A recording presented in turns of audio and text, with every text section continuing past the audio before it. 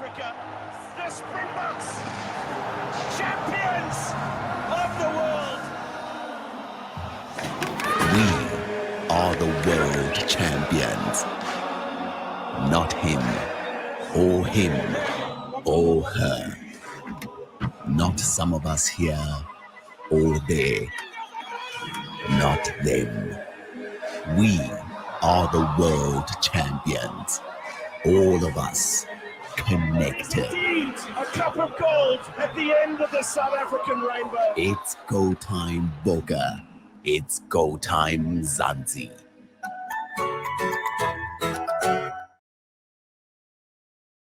Welcome to this MTN Meet the Boks session ahead of the first test between the Springboks and the British and Irish Lions this coming weekend.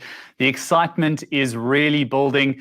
Both teams having shown their hands for the first test in Cape Town this Saturday. The British and Irish Lions a couple of minutes ago, and of course the Springboks naming their side yesterday.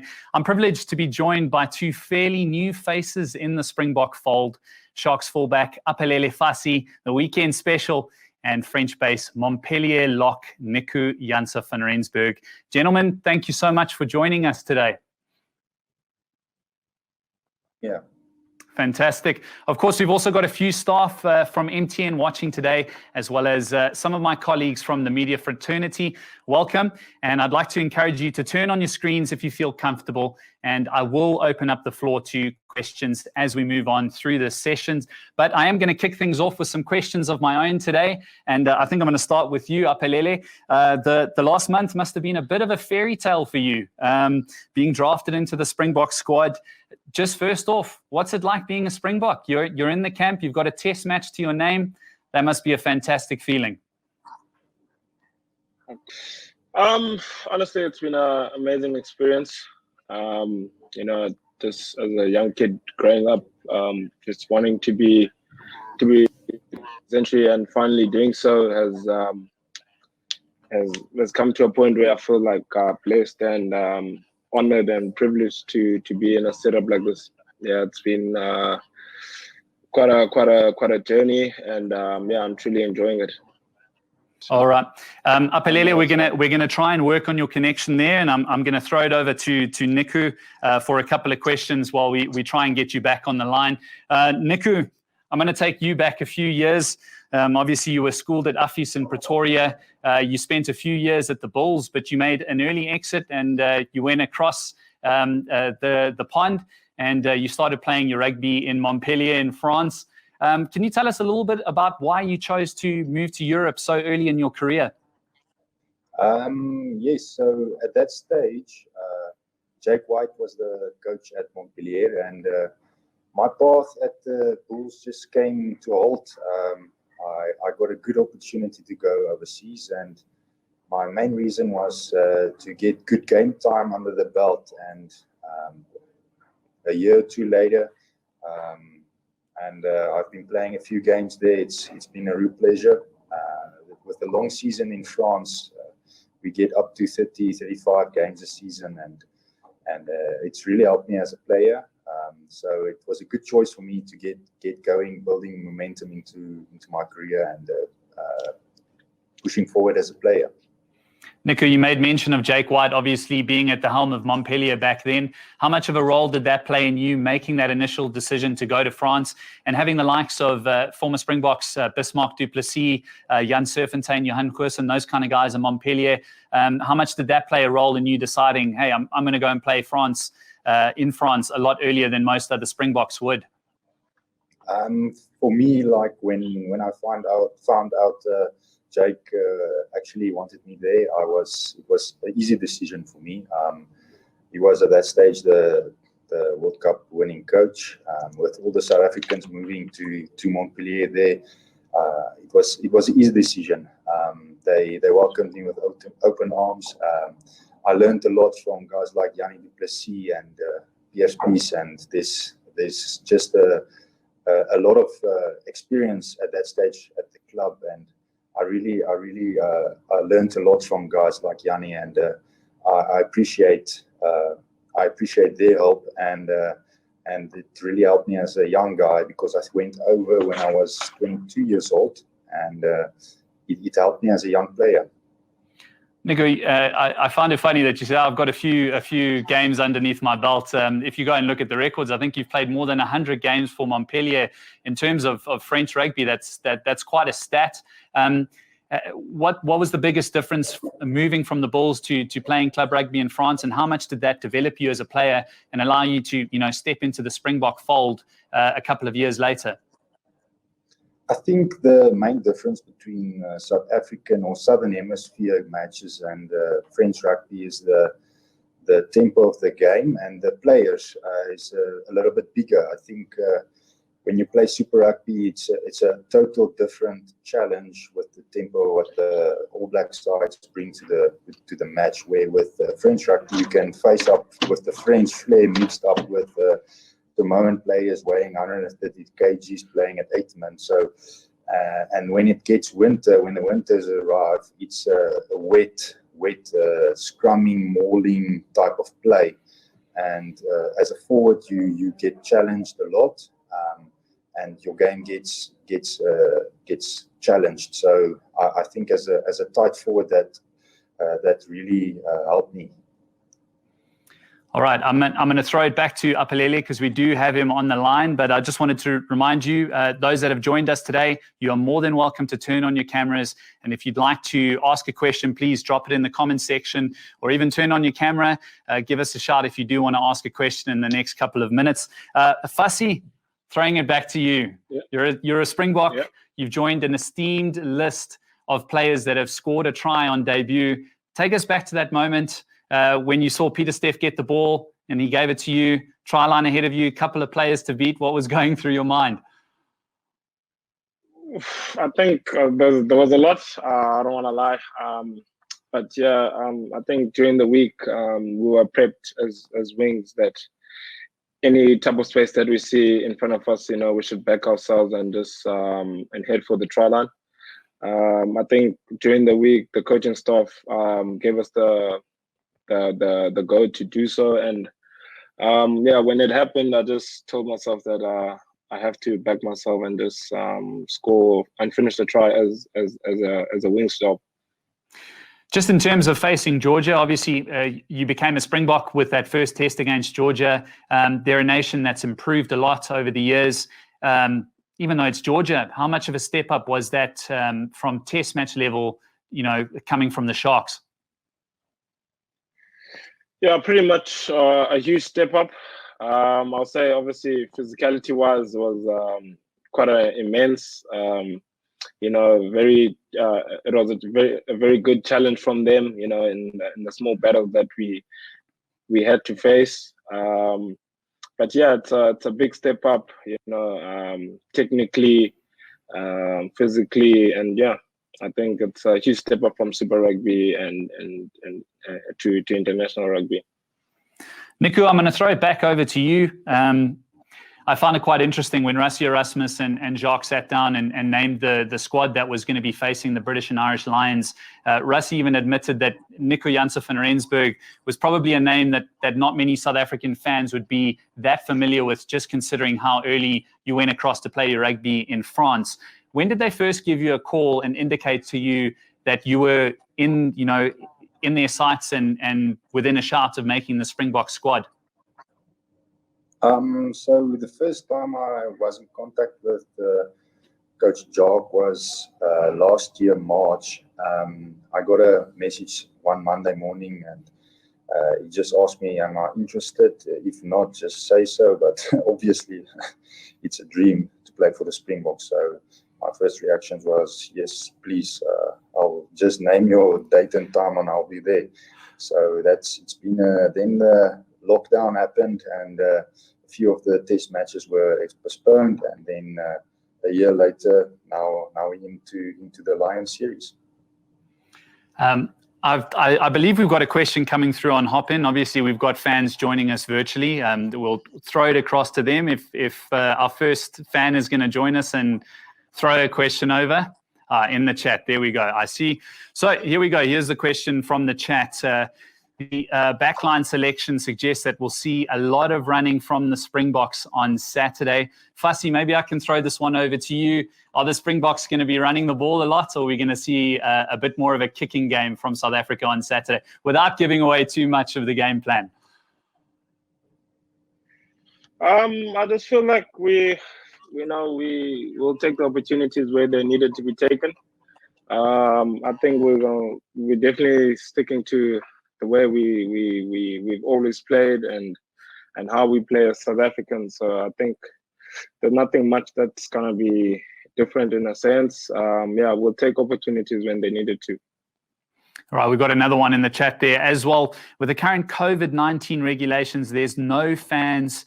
How does it feel playing without them, especially when playing at home? This is an interesting question because Aphelele, for the last 8 or 9 months, you've experienced not playing with fans, and Nico, you've probably played in front of fans more recently than a lot of the other Springbok players have. How much of a difference does having fans in the stadium make? Well, obviously the fans boost you. They give you that extra energy, especially when it gets tough. And with home crowds, it's just emphasized. So it's obviously not ideal not playing in front of the fans, but I think we can turn this situation around and use it to our advantage with communication on the field. So we shouldn't just look towards the negative side, but we should use it as an opportunity as well. All right, I believe we have someone that wants to share their camera with us as well and jump in here and actually ask a question. Kabelo, first of all, where are you coming to us from, and what is your question? I'm coming from Pretoria. I'm one of the MTN staff members. Firstly, guys, I'm very honored. I'm really honored that I'm part of this and I'm able to actually interact with the Springboks, with the greatest in the world. So maybe 2 questions just for you guys. Like during lunchtime, is it all rugby talk, or do you guys even talk about other other sports? Yeah, and maybe last one, what pre-game routines do you guys have? I know most players have these weird things like eating peanut butter and jelly sandwich. So what are you guys all about? All right, Nico, maybe you can take that one first. Pre-match routines, I have nothing interesting. I just like going to bed early, sleep like 9 hours if I can, if the babies allow it. And then chat at the table. We chat not only rugby. I think a lot of us have lives outside of rugby as well. My go-to chat is mostly hunting. So I love the bush, and I love chatting about the bush and hunting. Aphelele? Yeah, match routine, I think obviously having a good rest and just on match day, just listening to a lot of music that plays into my head, music that I like.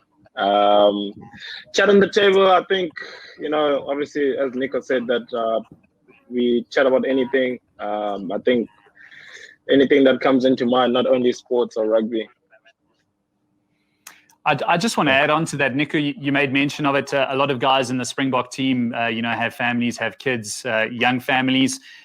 Just in this lockdown environment, you're not going to have as much access and FaceTime with your families that you usually would. How difficult is that mentally for a rugby player to deal with? You're living in hotels, you're locked up, you're in a bio bubble environment.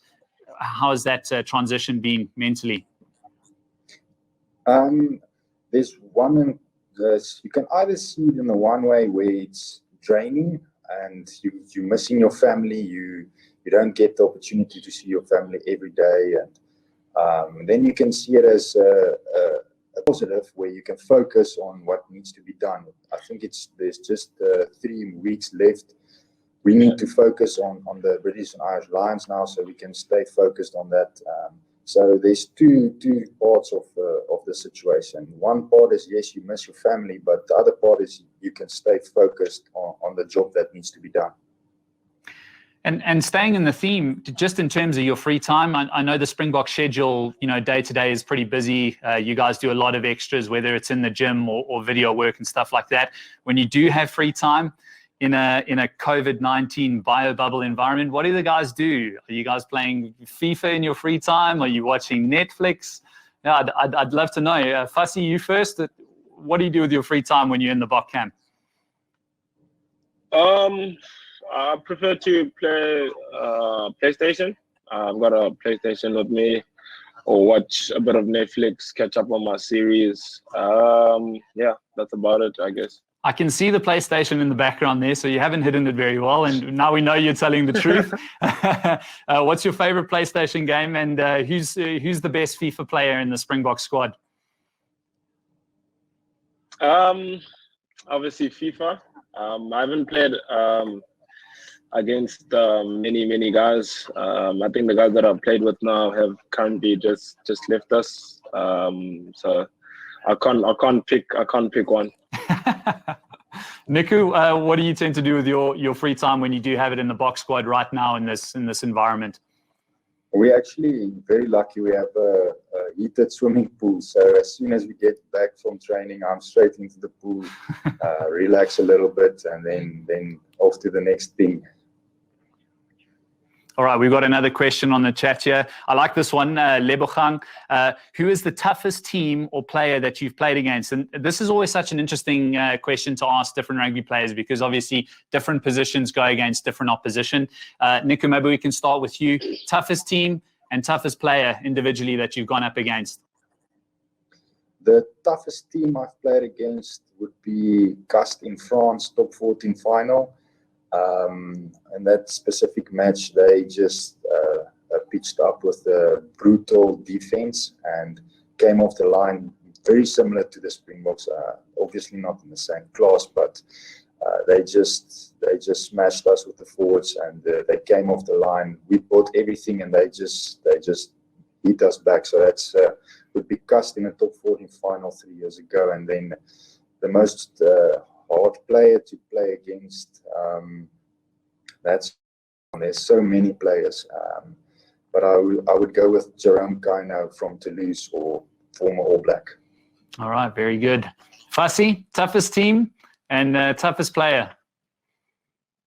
I think since I've played in a short while, I think the toughest team will be the Hurricanes in New Zealand. I think they bring a different dynamic game in terms of how they structure their forwards and their backline. I would say toughest player that I've ever played against with is Ngani Ndawapi. Yeah, I think just the style of rugby that he plays is immense. Now, there's another question on the chat here from Johan, and he asks, do you guys have any lucky charms that you wear before or during a game? Now, I know this is a funny one. Cricket players tend not to stand on the crease, or someone's got a lucky pair of underwear or a lucky pair of socks that they've been wearing for years and years. I used to have a specific gum guard that I used to play with, and if I didn't have it, if I wasn't wearing it in the game, I felt naked. Yeah, Nico, maybe you can go first if there's any superstitious thing that you do or kit that you can't do without. Yeah, I've been playing with the blue scrum cap for the last 10 years, but now it's not allowed here, so it's a challenge. It's different, but I'm playing with the black scrum cap now, but so it's I have to adapt actually now, because I have it's difficult for me not playing with the blue one, but I can completely understand why we don't play with blue gear at the Boks.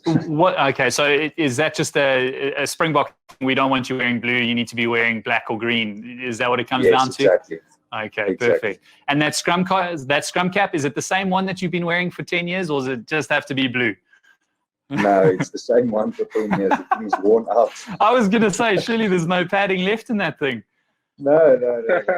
It's worn out. Fassi, any kits or anything that you can't do without for a rugby game? Not necessarily, but I've got one thing that I always do just before I play or on game days, that whatever I have to wear, I always start with my left. I think it's just something that I've grown up doing, and I have no explanation why I do it, but it's just something that I've grown up doing. So it's left sock, left boot, right sock, right boot. Sock, left. Yeah, anything. Even when I put on my t-shirt, it's left side, then right side. All right. I'm going to get a little bit more serious this week. Obviously, Jacques named his Springbok side yesterday. In the build-up to a test where you might not necessarily be involved, how important is it to still bring energy to the squad and keep the guys upbeat as they gear up for pretty much the biggest test of their lives? Nico, maybe you can take it.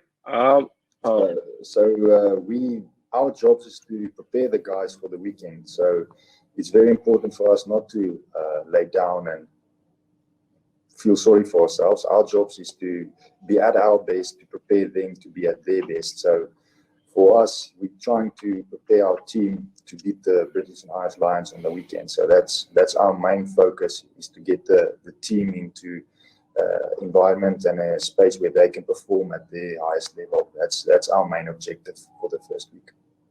Fassi, just in terms of of approaching training in that way, I guess you guys try to keep the intensity as high as possible to help the guys prepare that are actually playing.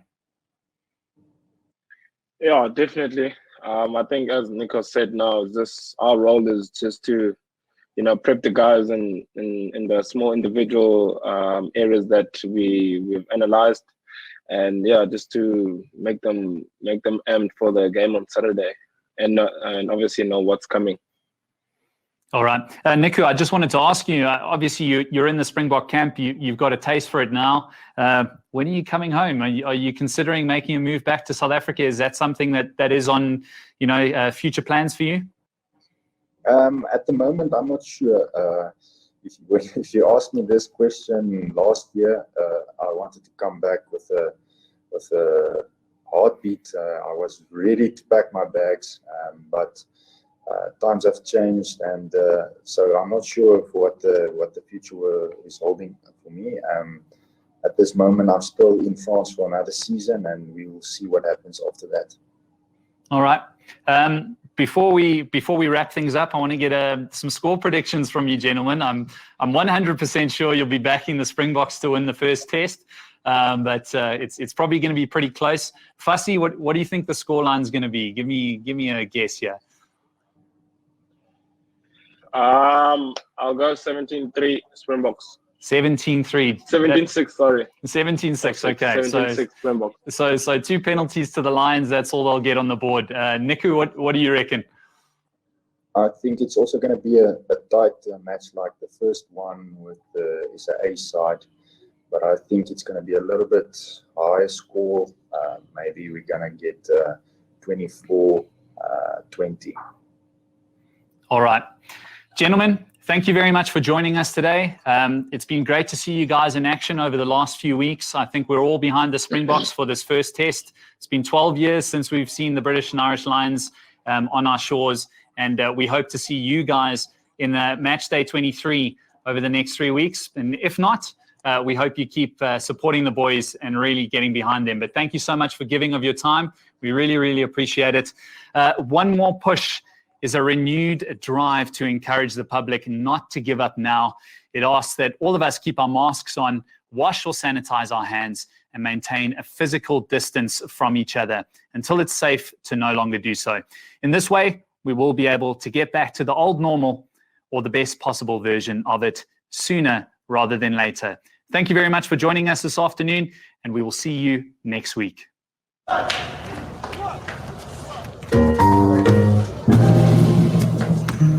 If you wake up and don't want to smile, if it takes just a little while, open your eyes and just look at the day. You know you'll see things in a different way. Oh, don't stop thinking about tomorrow. Don't stop, innocently. See, it'll be better than before. Yesterday's gone. Yesterday's gone.